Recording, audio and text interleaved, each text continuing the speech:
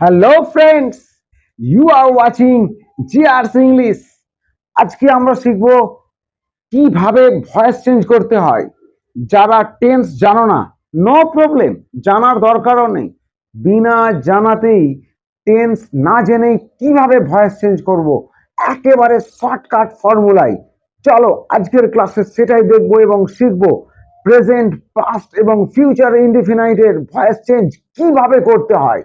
So আর দেরি নয়, চলো শুরু করি আজকের ক্লাস।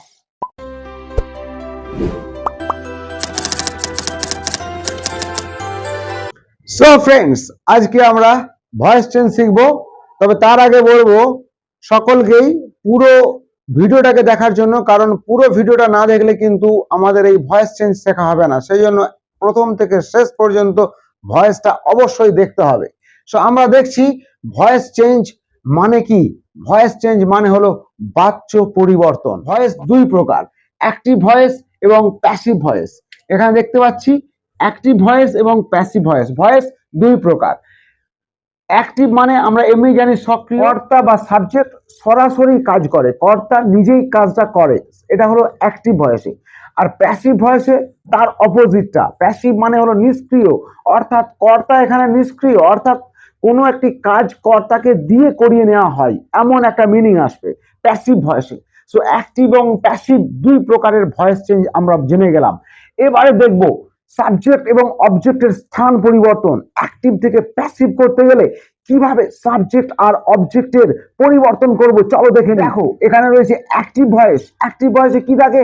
প্রথমে সাবজেক্ট, তারপরে যেহেতু সাবজেক্ট নিজে কাজটা করে তাই সাবজেক্টের পরেই কিন্তু রয়েছে ভার্ব, আর তারপরে থাকবে অবজেক্ট।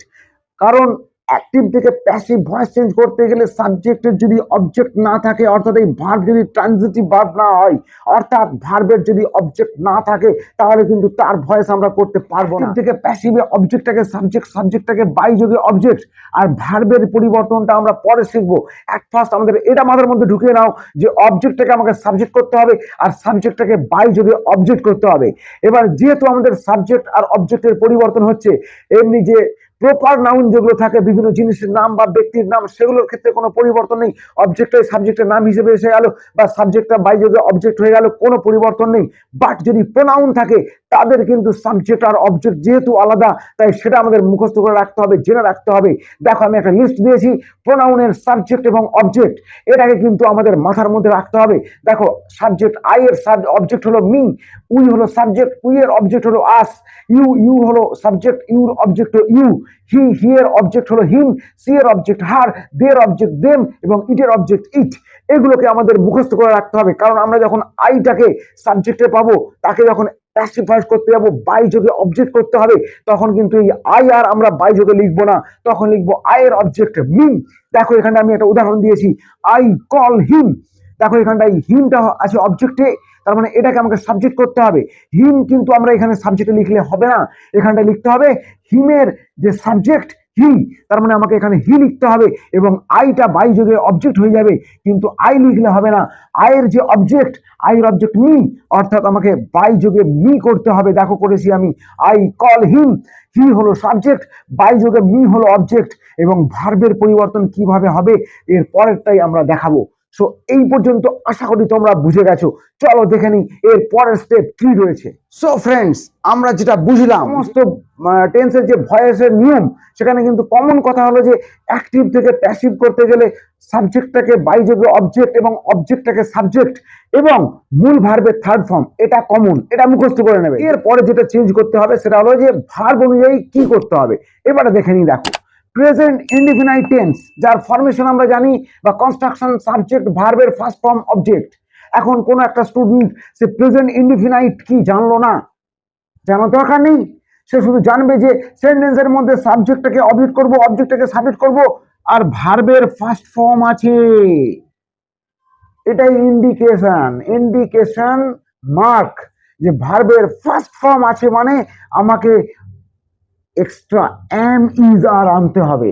অবজেক্টটাকে সাবজেক্ট করব, তারপরে ভার্বের ফার্স্ট ফর্ম যদি সেন্টেন্সে থাকে এক্সট্রা আনবো সাবজেক্ট অনুযায়ী এম বা ইজ বা আর, এনে মূল ভার্ব যেটা থাকবে ফার্স্ট ফর্ম তার করে দেবো থার্ড ফর্ম, বাই যোগের সাবজেক্টটাকে অবজেক্ট। এই একইভাবে পাস্ট ইনডিফিনাইট যার ফরমেশন সাবজেক্ট ভার্বের সেকেন্ড ফর্ম অবজেক্ট, কিন্তু আমি পাস্ট ইনডিফিনাইট জানি না, নো প্রবলেম।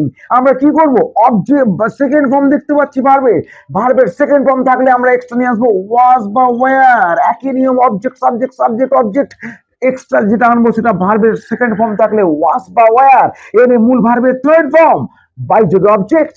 এরপরে দেখো ফিউচার ইনডিফিনাইট সাবজেক্ট শ্যাল বা উইল ভার্বের first form object. Future indefinite তুমি জানো না, নো প্রবলেম। দেখো এখানটায় শুধু শ্যাল বা উইল আছে, আমি কি করব, এক্সট্রা শুধু বি নিয়ে আসবো, এক্সট্রা বি নিয়ে আসবো, এনেই মূল ভার্বের দেখো কি ফর্ম আছে বলেছিলাম, থার্ড ফর্ম করতে হবে, থার্ড ফর্ম বাই যোগের সাবজেক্টটাকে অবজেক্ট। সকলের জন্য একই নিয়ম। সো ফ্রেন্ডস, আমরা যেটা শিখলাম কি, present indefinite, past indefinite, future indefinite মনে থাকলে ভালো, না থাকলে নো প্রবলেম। মনে রাখতে হবে কি, যে ফার্স্ট ফর্ম থাকলে এক্সট্রা আনতে হবে এম ইজ আর এনে মূল ভার্বের থার্ড ফর্ম, সেকেন্ড ফর্ম থাকলে এক্সট্রা আনতে হবে ওয়াজ ওয়ার এনে মূল ভার্বের থার্ড ফর্ম, শ্যাল উইল থাকলে এক্সট্রা আনতে হবে বি এনে মূল ভার্বের থার্ড ফর্ম। তাহলে আমরা দেখলাম ফার্স্ট ফর্ম থাকলে am is are, second form থাকলে ওয়াজ ওয়ার, শ্যাল বা উইল থাকলে শ্যাল বি বা উইল বি, বি এনে মূল ভার্বের থার্ড ফর্ম করতে হবে। ব্যাস, this is the shortest formula. এটাই সব থেকে শর্টকাট ফর্মুলা মনে রাখার, আর কিচ্ছু করার দরকার নেই। কমন কথা বলে দিয়েছি, অবজেক্টটা সাবজেক্ট, সাবজেক্টটা বাই যোগে অবজেক্ট, এটা সকলের ক্ষেত্রে common.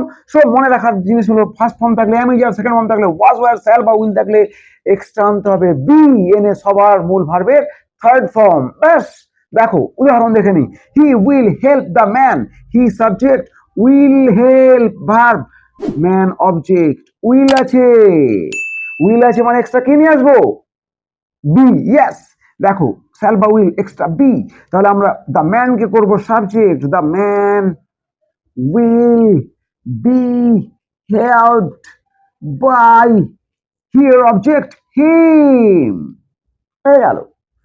C plays chess, play play play মূল ভার্বের ফার্স্ট ফর্ম, তাহলে চেসটা হবে সাবজেক্ট, চেস ভার্বের ফার্স্ট ফর্ম থাকলে extra am is are, chess যেহেতু সিঙ্গুলার নাম্বার তাহলে ইজ, চেস ইজ, প্লে ভার্বের থার্ড ফর্ম প্লেড, বাই যোগে অবজেক্ট বাই, সি এর অবজেক্ট হা। Next Ramu sees me, Ramu আমাকে দেখে, নো প্রবলেম, দেখুক, দেখো মি, মিটা হবে সাবজেক্ট, তাহলে মি এর সাবজেক্ট আই, সি ভার্বের ফার্স্ট ফর্ম, তাহলে এক্সট্রা কে নিয়ে আসবো, extra am is are, I এর পরে এম, রামু, তা I am seen by Ramu. আরো একটা উদাহরণ দিয়ে দিলেই হয়।